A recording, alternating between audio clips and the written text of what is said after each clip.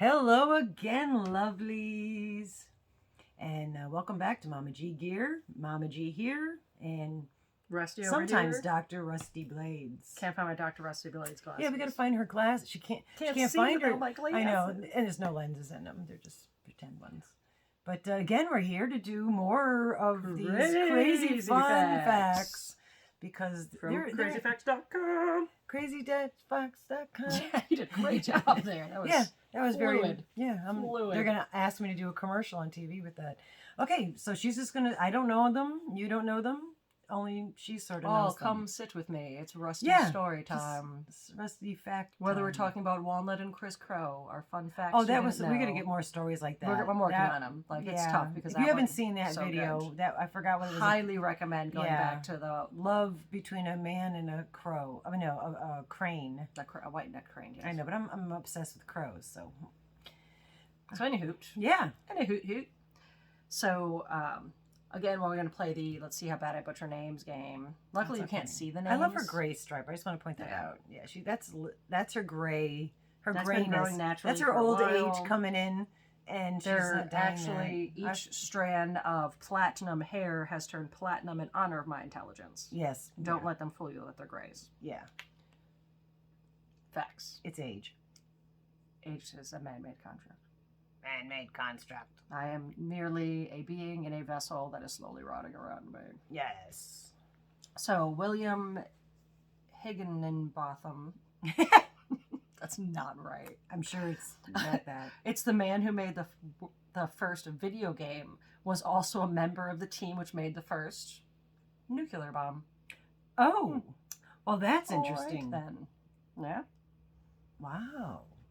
So, national parks. You know them. We've got them. Let's talk about where they started. Guess what the first one was? California. In 1872, the concept of a national park was established because of Yellowstone. So Yellowstone was the very first national park. Yes. Canadians followed by the 1880s. Great Britain, Japan, Mexico all followed in by the 1930s. And today we have over 3,000 national parks worldwide. Parks. Can we interject on that one and say where we live? Yes. Okay, we're nothing like screaming at Okay. you. Good morning. Cat I woke you all up and the cat went running like crazy. Sorry, Polly.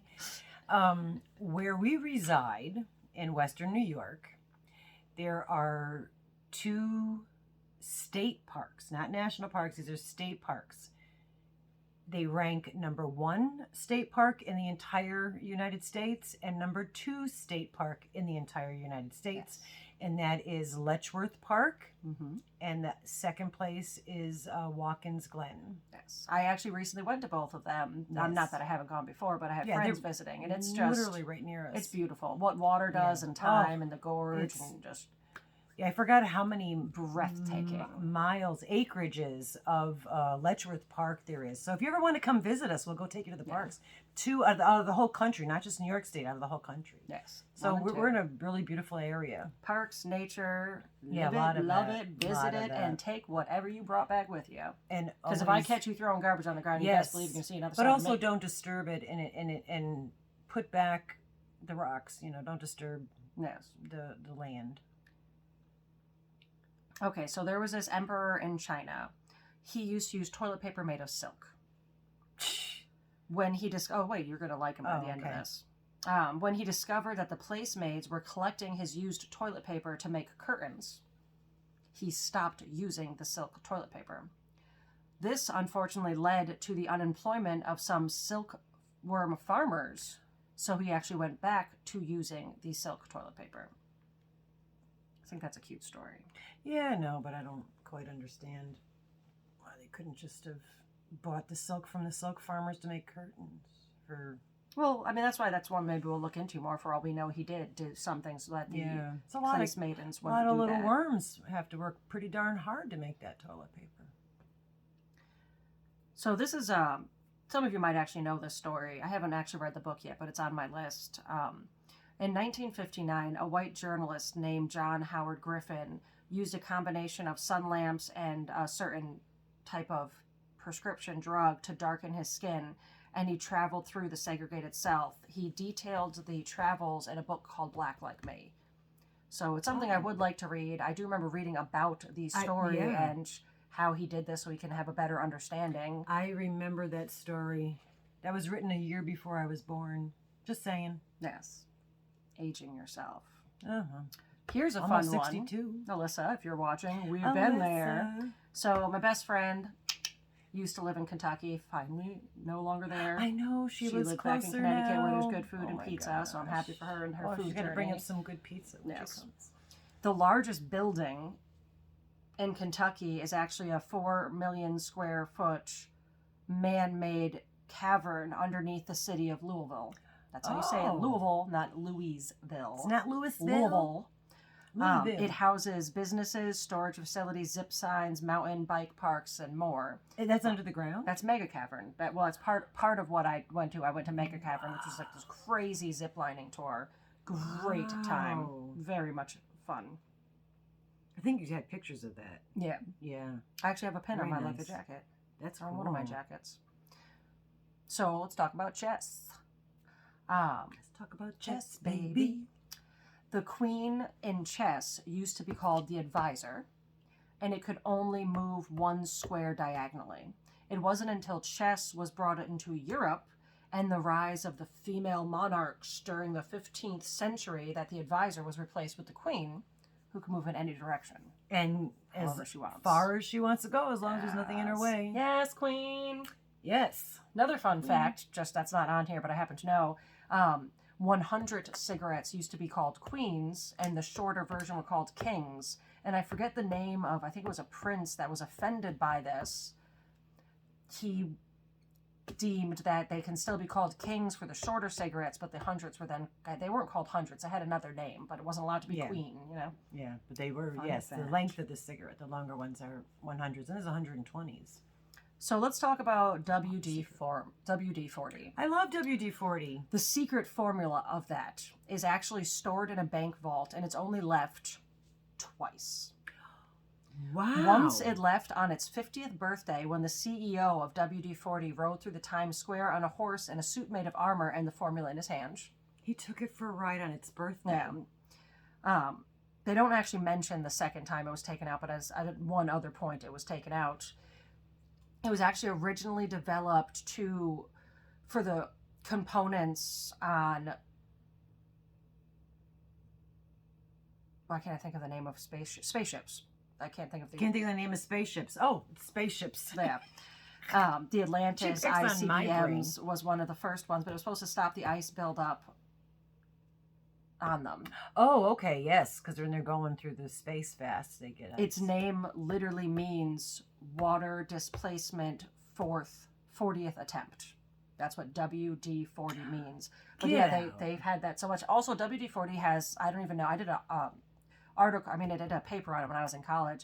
It has so many uses, from not making wicker chairs not squeak, to getting ink out of clothing, to go onto WD-40's website and just Google its purposes. Things you can use it for. So many funny things you would never thought of. That's crazy. And she buys it for me a lot. And then the man that lives at my house, my husband, he steals it. Yeah, I bought so much WD-40 in my life. I have none. Yeah. Because I like to, because sometimes the doors get squeaky, and when I want to sneak in when it's late, and he leaves them squeaky so he could hear me. I'm sure I have another WD-40. Let's put a label around it so it's like, interesting. Oh, I think we're still filming. We're still filming. So what do you hit? Just do something. Something popped up. Yeah, we're good. Right across the screen. For some reason, her Facebook app just stopped working, and it. Sometimes our camera goes off when we put too much on here. So. All right. So the movie Mad Max. Oh my gosh! To raise funds for the movie, the director George Miller. George Miller, you went out on emergency medical calls. The budget was still so low that some of the crew members were paid in slabs, a 24-pack of beer, and some of the props were stolen in the early morning and returned before anybody noticed. Oh, that's how low that budget was. That's interesting. Yeah, and that was a fabulous movie. Oh, I was obsessed with. And we're going to end on one of my favorites, an animal fact. Oh, we love those. Animal Well, actually, facts. I'll tell you my two favorite animal facts. One of them I type so often on my phone. If I type the word manatee, all I have to do is hit predictive text, and it says manatees maintain buoyancy by a constant cycle of farting. That's great. Here's an even cuter one. So most times when you see a dog in a movie that's not supposed to be happy, when a dog's supposed to be happy, it's okay, its tail's wagging. Right. But often dogs are acting, and they're supposed to be mean or angry or whatever they are. There's a really good chance their tail is CGI because the acting dog is wagging its tail even when it's angry because it's being a good boy and it's doing a good job. So they have to CGI dogs' tails in most movies to make the tails down, because otherwise it would be like with this like tail going behind it, all like excited to see you. Because they're just doing a good job. The trick They're that doing they're what they're taught, supposed to do. so they're proud of themselves, so their tail's wagging. Also, another reason why they don't use actual seeing eye dogs when they use them in films, because when they would redo the act, the seeing eye dog would think it was doing wrong. Oh. So they just use well-trained dogs to pretend that they're seeing eye dogs. Oh, because they didn't want to have them, the actual seeing eye dog, feel that it was part not of its training is its doing the right thing. So if you told it to redo a scene, you're teaching it that it's not doing a good job anymore. Oh, and you're hurting its feelings. Well, and also taking back its training. It wouldn't be able to be a seeing eye dog if its training went backwards. But so next time you see a dog barking and being mean, just know that there is a wagging tail behind that happy dog that's being and it's just taken away for the CGI tail. That's so cool. And on the actual seeing eye dogs, remember they used to come into the shop? Are you not supposed to approach them? Okay, so seeing eye dogs, you're not supposed to pet unless you can ask for seeing eye dogs and service dogs. Most of the time, you're not supposed to at all. You always ask. What you're trying to remember is, and if you don't know this, please share this with every single person you know. Yeah, this is important. If a service dog approaches you without its human, it means its human is having a problem. So if you ever see a service dog by itself, you get on the phone, you follow that dog, you get prepared to call 911 or something, because that's a service dog is trained to go get somebody if its human is having trouble. So yes, like follow Lassie. that dog. Remember Lassie used to do that. And that is my serious end note. That's for a serious ending to Fun Facts. But it's an important ending. It's something that some people don't know. You know, I didn't know that until you told me. And how old am I? We just mentioned that. 25 again. 25. Hey, love you guys.